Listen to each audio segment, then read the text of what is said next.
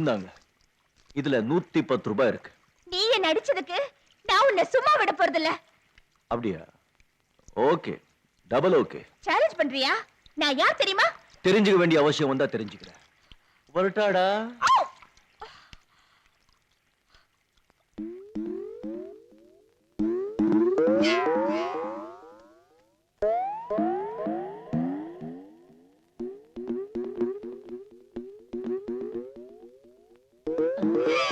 பஸ்ஸையும் காணும் கிஸ்ஸையும் காணும். இது பஸ் ஸ்டாண்டு. பஸ் தான் வரும், கிஸ் வராது. நானே பஸ் வரலங்கிற எரிச்சல்ல இருக்கேன். இதுல அருமை வேறயா?